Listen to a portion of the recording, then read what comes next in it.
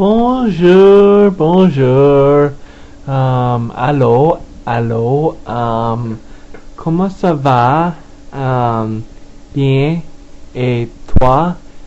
Bien. Hello, everybody. This is Richard David Lebrun. Lebrun. Lebrun. Lebrun. And today is French Week. That's right. Today, courtesy of my digital box, I've decided to point the webcam at my TV, and I've decided to turn the TV onto one of the French stations, and I'll let you have a listen. Hier, en troisième période, lorsque solidement mis en échec par Claude Giroux des Flyers. Ce soir, à Vancouver, les Canucks tenteront de profiter de l'appui de leurs partisans pour en finir avec les Prédateurs de Nashville. Les Canucks, en avance 3-1 dans la série, pourraient accéder à la finale de l'Ouest pour la première fois depuis 1994, année où ils avaient aussi atteint la grande finale. Tennis, Novak Djokovic et Rafael Nadal croiseront le fer en finale du Masters de Madrid demain. Djokovic a maîtrisé le surprenant brésilien Tomás Bellucci en 3 manches pour prolonger à 31 sa séquence d'invincibilité cette année. Nadal a aussi eu besoin de 3 manches pour éliminer son éternel rival, le Suisse Roger Federer. L'Espagnol a ainsi battu Federer pour une 16e fois en 24 duels. La finale des dames opposera Victoria Azarenka à Petra Kvitova. Baseball à Toronto, le lanceur des Tigers de Détroit, Justin Verlander, a complété le 2e match sans point ni coup sûr de sa carrière contre les Blue Jays. Verlander n'était qu'à un but sur balle d'obtenir un match parfait. Il a eu besoin de 108 lancés pour réussir le 9e match sans point ni coup sûr de l'histoire des Tigers, un gain de 9-0.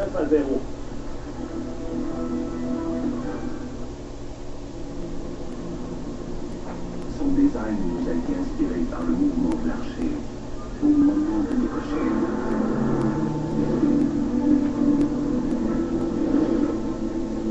Mais nous croyons qu'il a aussi inspiré les 556 chevaux de son moteur V8 suralimenté.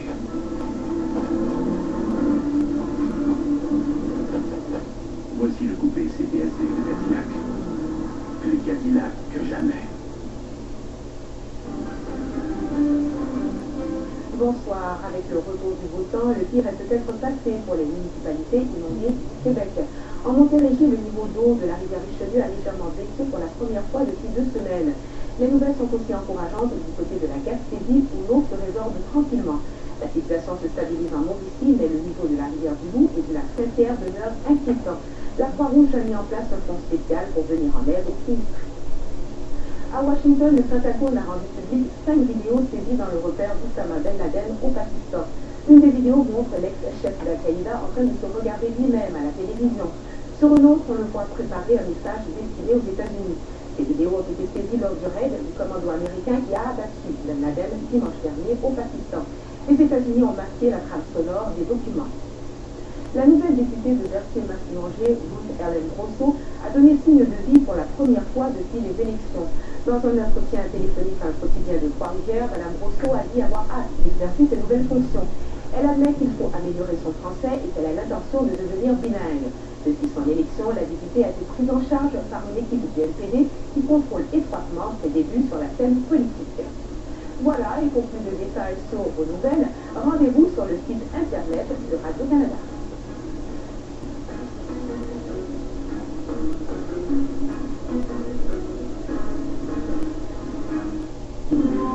Ce soir, à Découverte, des avancées réalisées par la NASA à partir de l'orbite terrestre, des images d'éruptions solaires et de l'enfance de l'univers, de longs séjours sur Mir et la Station spatiale internationale dans ce dernier épisode de l'histoire de la NASA.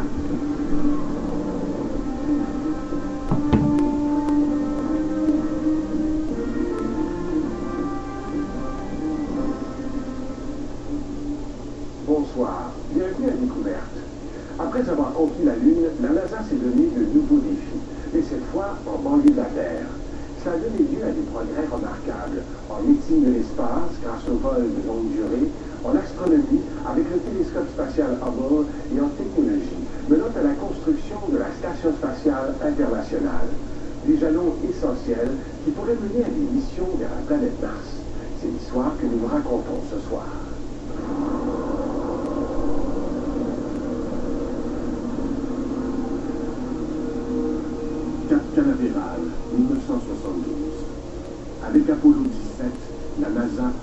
prépare à son 6e et dernier alunissage.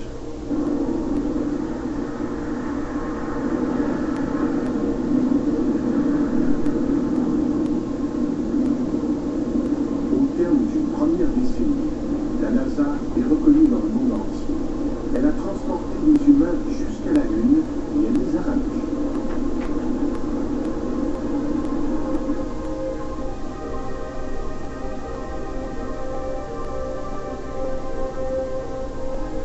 L'exploration spatiale progresse.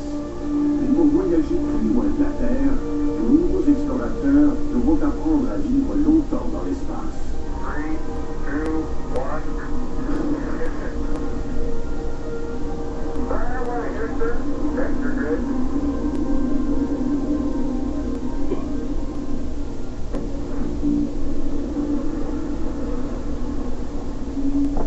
Pour expérimenter de plus longs vols spatiaux, la NASA doit mettre en orbite un lieu habitable.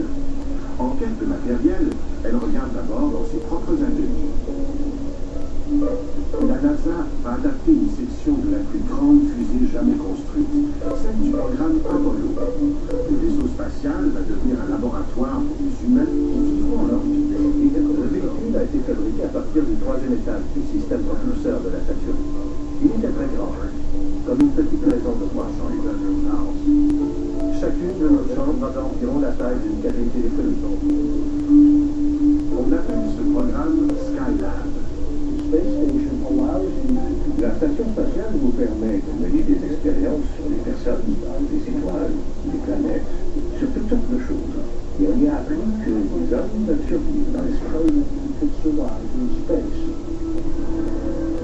Skylab va être mise en orbite par une Saturn V. Ils ont utilisé la Saturn V pour le lancement du Skylab parce qu'il était énorme et très dur. Ils devaient décoller le 14 mai et atteindre l'orbite prévue le lendemain. Je devais faire partie du vol, en compagnie du commandant Pete Conrad et du pilote Conrad. L'équipage va décoller à bord d'une fusée plus petite, pour ensuite s'amarrer à sa nouvelle station spatiale.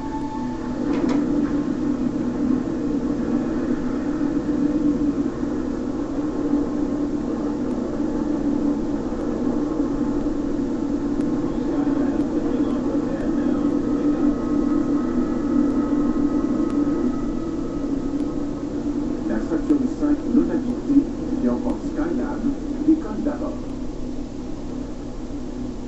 On a regardé le lancement du Skylab, l'étoile d'un immeuble, à Cap Canaveral, et tout s'est très bien passé. Et en rentrant à la maison, on a entendu les premiers indices à la radio que quelque chose n'allait pas. On a dit qu'un choc gravitationnel s'était produit au lancement et qu'on ignorait pourquoi. Les contrôleurs de vol, ici, à la NASA, doutent que les panneaux solaires principaux se soient déployés. Le premier panneau solaire ne produisait rien du tout, et le deuxième indiquait une puissance très faible. Mais en plus, on décèle un problème encore plus grave à bord du Skylab inhabité. La température intérieure a commencé à grimper. Et quelqu'un en a déduit qu'il y avait probablement une déchirure du bouclier thermique. Sans ce bouclier thermique, les rayons du soleil ont rapidement transformé Skylab en fournaise. Nous avions donc une machine sur la bonne orbite, mais elle manquait gravement d'énergie et elle surchauffait. La première réaction a été « c'est une catastrophe, qu'est-ce qu'on va faire ?» Et 5 minutes plus tard, on a dit « Hey, nous sommes des ingénieurs, voyons ce qu'on peut faire. » Le problème le plus urgent est la chaleur du soleil. Les ingénieurs les plus chevronnés délaissent la haute technologie et ils optent pour la solution la plus simple. Les couturières fabriquent un parasol géant qui sera maintenu en place par des tiges. Après un délai de 10 jours, Kerwin, Conrad et White ont une nouvelle mission. Ils vont devenir les premiers réparateurs de l'espace. T-minus 7, 6, 5, 4, 3, engine sequence start, 2, 1, 0. We have launch commit and we have liftoff. The clock is running, and Skylab has cleared the tower. On a effectué le rendez-vous avec le Skylab environ 8 heures après le décollage. On a volé autour et on a filmé. Et les images étaient envoyées au sol. Ces images permettent aux contrôleurs de la mission d'évaluer la situation. C'est la première fois qu'ils voient clairement les dommages subis par la station spatiale.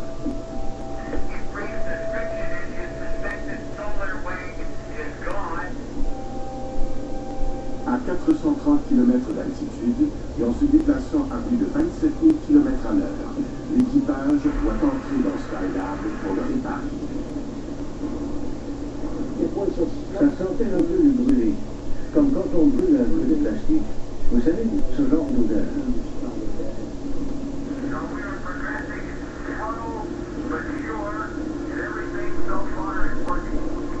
À l'intérieur du Skylab surchauffé, les astronautes se préparent à installer le parasol qui va rafraîchir la station spatiale.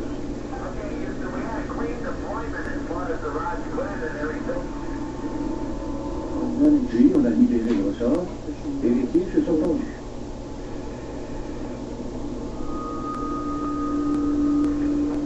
Et 3 jours plus tard, la température avait descendu à 25 degrés Celsius.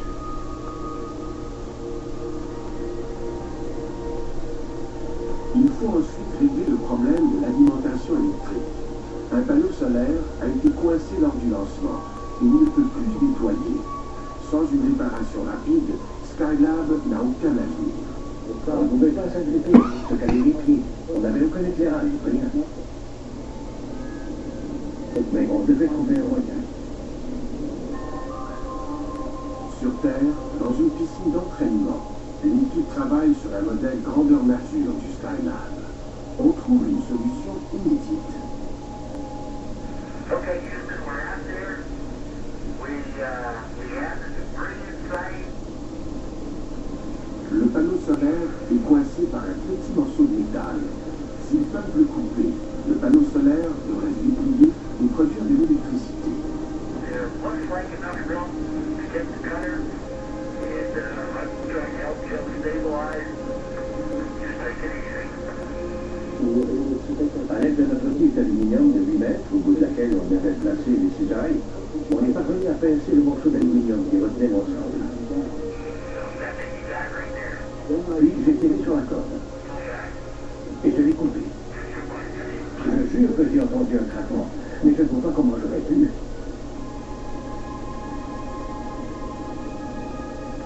On l'a fait. On a sauvé Skylab. Et ça a été l'un des plus grands spectacles de ma vie.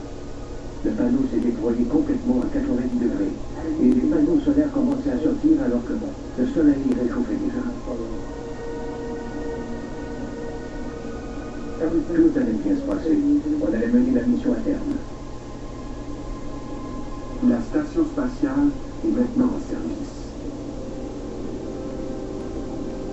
Pendant les 8 mois suivants, Skylab héberge 3 équipages qui établissent des records de durée pour les astronautes qui vivent et travaillent dans l'espace.